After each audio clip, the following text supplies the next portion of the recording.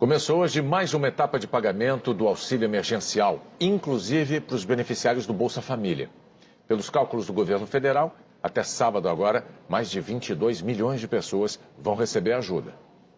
Edilene, mãe de 3 filhos, chefe de família, já ganhou o benefício, R$ 1.200. Graças a Deus eu vou conseguir pagar algumas contas, fazer algumas compras e vai me ajudar muito, muito mesmo. O pagamento da primeira parcela do auxílio para mães, chefes de família vai até amanhã. E também para os inscritos no Cadastro Único que não têm Bolsa Família. Hoje, trabalhadores que fazem aniversário em maio, junho, julho e agosto receberam o benefício. E amanhã, sexta, o pagamento é para nascidos em setembro, outubro, novembro e dezembro. Também começaram a receber hoje quem se cadastrou no aplicativo e no site do programa, a partir de 7 de abril. E os beneficiários do Bolsa Família. Entre o Bolsa Família e o auxílio emergencial, será acreditado o benefício de maior valor. Até amanhã, 2.700.000 pessoas do programa vão receber o benefício.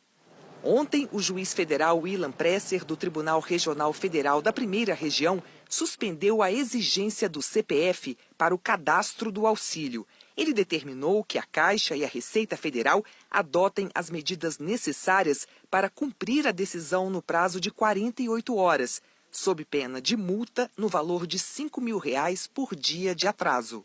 O ministro da Cidadania, Onyx Lorenzoni, disse que o governo vai recorrer da decisão da Justiça. Hoje, mais uma vez, longas filas para regularizar o CPF se formaram no país.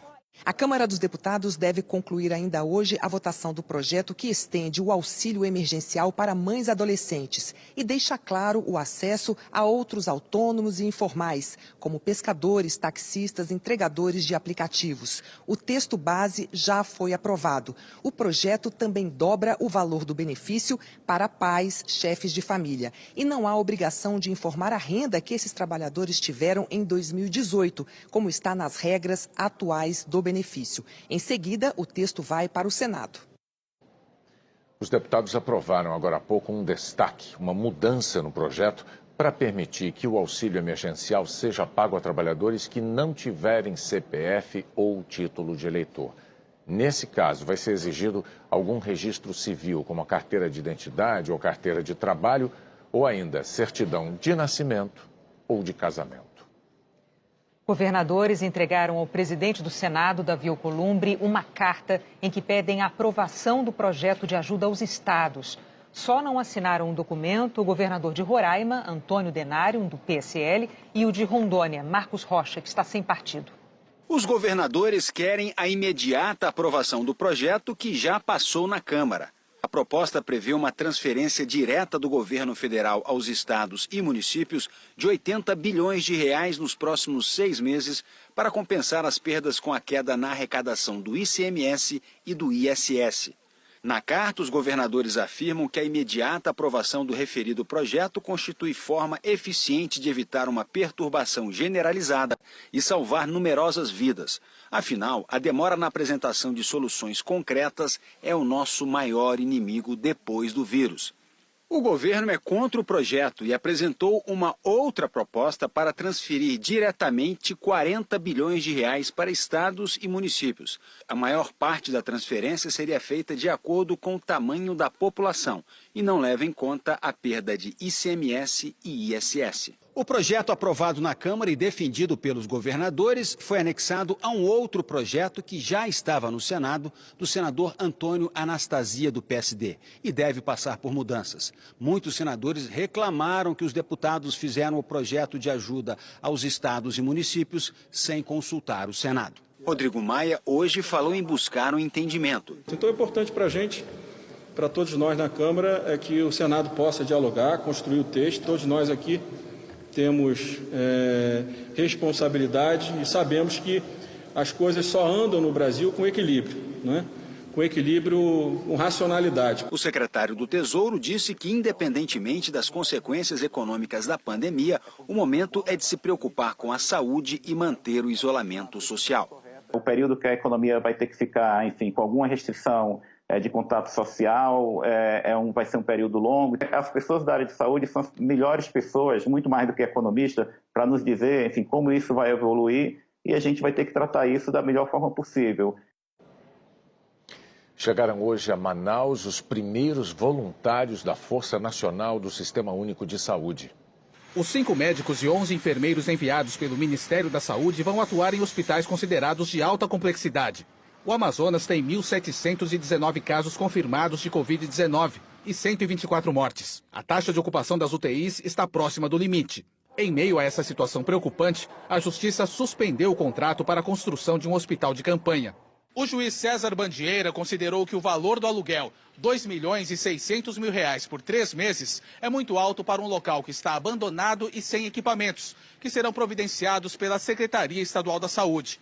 O governo informou que vai recorrer da decisão.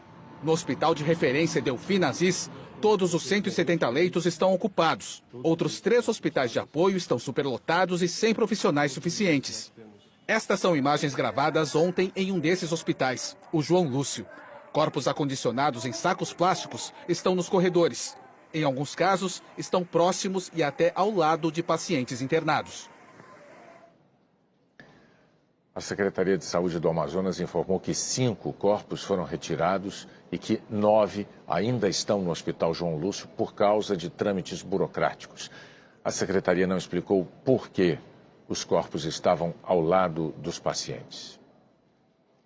No Ceará, não há mais vagas nas UTIs da rede pública. Este hospital particular de Fortaleza começou a receber hoje pacientes do SUS com coronavírus. O acordo feito pelo governo do Ceará é mais uma tentativa de desafogar o sistema público de saúde.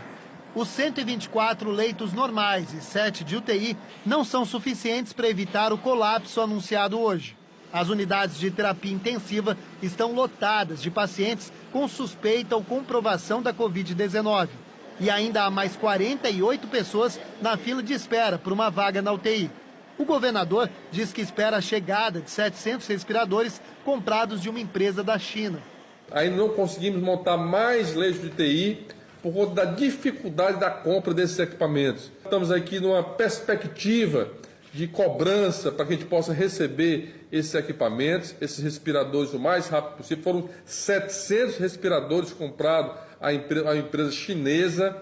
No início da semana que vem deve começar a funcionar um hospital de campanha que está sendo construído neste estádio de futebol em Fortaleza, inicialmente com 204 leitos, e deve receber principalmente pacientes dos bairros mais pobres da cidade. Um levantamento da prefeitura constatou que é onde morrem mais pacientes por coronavírus. A Barra do Ceará tem a maior incidência de mortes, quase 7 vezes mais que o bairro Nobre, com mais casos na cidade. O Reino Unido estendeu as medidas restritivas por mais 3 semanas e declarou que há evidências de que os esforços estão começando a dar resultados. O país tem o 5º maior número de mortes por Covid-19 no mundo e só conta as que ocorrem em hospitais. A Itália registrou um aumento expressivo no número de casos novos. O número de mortos caiu ligeiramente. A presidente da Comissão Europeia, Ursula von der Leyen, pediu desculpas ao governo italiano pela falta de solidariedade dos países integrantes do bloco no início da pandemia do novo coronavírus. O presidente americano Donald Trump anunciou um plano para tentar reabrir a economia dos Estados Unidos. A recomendação é que os estados reabram suas economias em fases. Para isso, o número de novos casos da Covid-19 tem que estar em queda por 14 dias. E os hospitais têm que estar operando normalmente, sem situação de crise. Cada governador vai ditar o ritmo de acordo com a realidade no seu estado. Na primeira fase da reabertura, os chamados grupos de risco continuarão em casa. E os demais vão fazer uma volta gradual ao trabalho. O distanciamento social continua, nas empresas e nas ruas. E a população deve usar máscara em lugares públicos. Os hospitais podem voltar a fazer cirurgias eletivas. Poderão reabrir as academias, cinemas, teatros, estádios e restaurantes, mas mantendo o distanciamento entre as pessoas. Se depois dessa primeira fase, os casos continuarem a cair por mais 14 dias, o estado entra numa segunda fase, quando reabririam bares, mas com limite de ocupação, e as pessoas poderiam voltar a fazer viagens não essenciais. Só numa terceira fase, as pessoas dos grupos de risco poderão retomar as atividades normais. O presidente Donald Trump disse que o país já deixou para trás o ápice da pandemia e que por isso é hora de retomar as atividades econômicas. Mas ao falar sobre a pandemia, ele traçou um cenário otimista, citando dados incorretos. Trump disse que os Estados Unidos têm uma das menores taxas de mortalidade do mundo. Mas cerca de 4,5% das pessoas diagnosticadas com o vírus morreram, o que coloca o país em 8º no ranking de mortalidade, acima da China e da Alemanha. Uma das propostas do governo é que os infectados sejam rastreados para tentar conter o contágio. O grande problema é que, para esse plano funcionar, é preciso testar a população, mas ainda não há testes suficientes disponíveis. O governador de Nova York diz que o estado fez 500 mil testes em 30 dias, mas a quantidade é irrisória num estado de 19 milhões de habitantes. Os Estados Unidos têm quase 330 milhões de habitantes e pouco mais de 3 milhões foram testados. Os senadores democratas propuseram um novo pacote de 30 bilhões de dólares para testar em massa. Mas o dinheiro não resolve agora, porque falta material para fabricar novos testes. O governador de Nova York diz todo dia, quanto mais testes, mais aberta a economia. Mas como não há testes, hoje ele disse que o isolamento social vai continuar em vigor aqui no estado pelo menos até o dia 15 de maio. A Califórnia e a capital Washington farão o mesmo. O problema é que quem não consegue trabalhar de casa pode acabar perdendo o emprego. Esse gráfico mede o número de pedidos de seguro-desemprego nos últimos 50 anos. Quando tem uma crise, o número sobe. Mas a pandemia já fez um estrago sem precedentes. E mais de 22 milhões de americanos pediram o benefício nas últimas 4 semanas. A seguir, o feminicídio aumenta em 4 estados brasileiros. No Rio, morre o escritor Luiz Alfredo Garcia Rosa.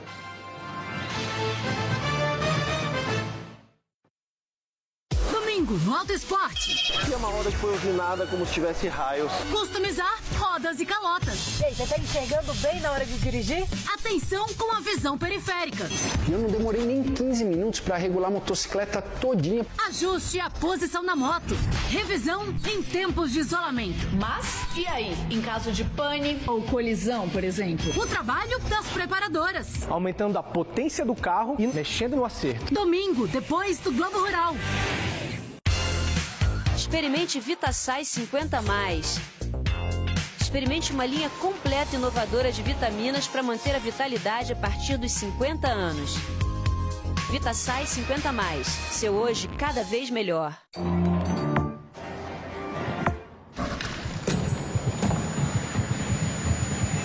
Essa internet é pequena demais para nós dois. Destrava. Destrave sua internet. Mude já para Vivo Fibra. Boêmia puro malte.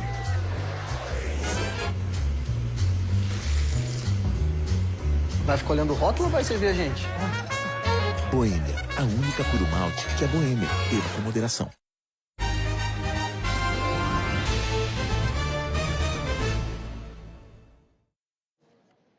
Morreu no Rio de Janeiro, aos 84 anos, o escritor Luiz Alfredo Garcia Rosa.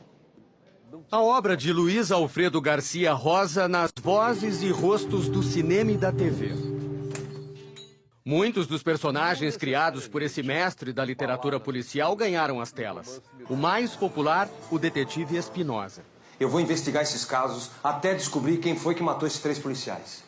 Luiz Alfredo Garcia Rosa contou a história do detetive que investiga crimes sórdidos no Rio de Janeiro no primeiro romance dele, em 1996. O escritor tinha 60 anos de idade quando publicou O Silêncio da Chuva e, com ele, ganhou o Prêmio Jabuti, um dos mais importantes da literatura brasileira. O primeiro livro de Garcia Rosa vai inspirar mais um filme. Lázaro Ramos vive o detetive famoso. A gente fez com o maior carinho porque o Garcia Rosa é um autor que merece ser lido, ser adaptado, ser visto, ser visitado, revisitado todos os dias. O carioca Luiz Alfredo Garcia Rosa ficou mais de um ano internado depois de ter sofrido um AVC. Morreu hoje de manhã aos 84 anos. Ele escreveu 12 romances. Copacabana era um dos cenários preferidos. Se você perde a palavra, você perde aquilo que constitui o sentido das coisas, o significado das coisas. Garcia Rosa também foi professor de filosofia e psicanálise na Universidade Federal do Rio de Janeiro. Numa dessas aulas, há 41 anos, conheceu a mulher, a também escritora Lívia Garcia Rosa. Ela fez um diário virtual enquanto ele ficou internado. Hoje, Lívia escreveu: acho que Luiz Alfredo está se despedindo, e estava. Ele deve ter vindo me avisar para que eu não me assustasse. Adeus, querido. Agora, o céu é todo seu.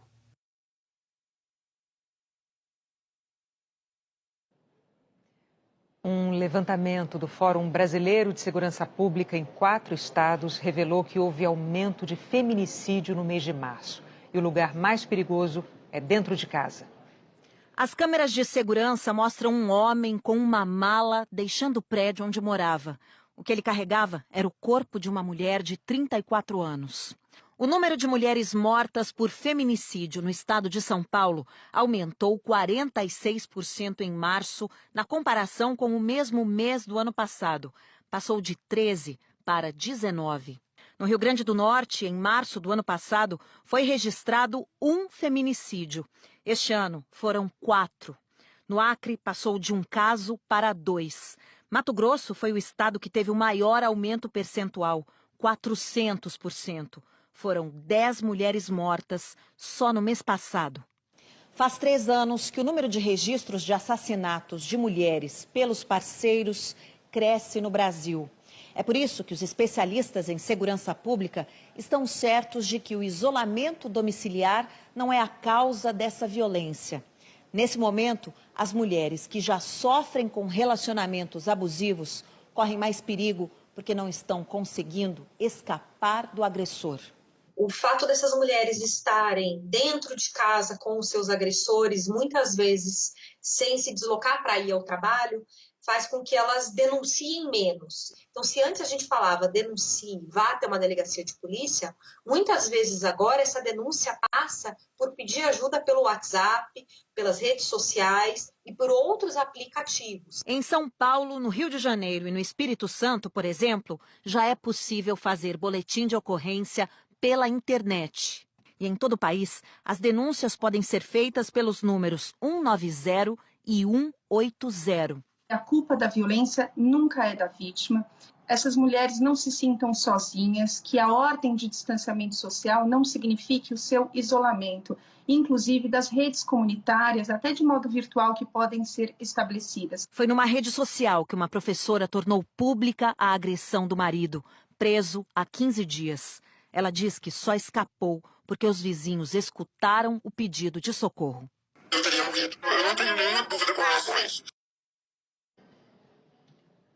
O ministro Luiz Roberto Barroso foi eleito hoje para a presidência do Tribunal Superior Eleitoral por um período de 2 anos. Por causa da pandemia do novo coronavírus, cada ministro votou eletronicamente de casa. Barroso assume o comando da corte em maio e terá como vice o ministro Edson Fachin. Ele disse que ainda é cedo para decidir sobre um possível adiamento das eleições municipais marcadas para outubro. Nossa maior preocupação é com a saúde da população e se não houver condições de segurança para a realização das eleições, como conversamos na última vez em que nos reunimos, ainda informal e administrativamente, se não houver condições, nós evidentemente teremos que considerar o adiamento pelo prazo mínimo indispensável para que elas possam realizar-se com segurança. Nós vamos nos empenhar para evitar qualquer tipo de prorrogação. Todos nós consideramos que as eleições são um rito vital para a democracia e, portanto, assim que as condições de saúde pública permitam, nós queremos realizar as eleições. Daqui a pouco, novas iniciativas de empresas e empresários para ajudar o Brasil a enfrentar a pandemia.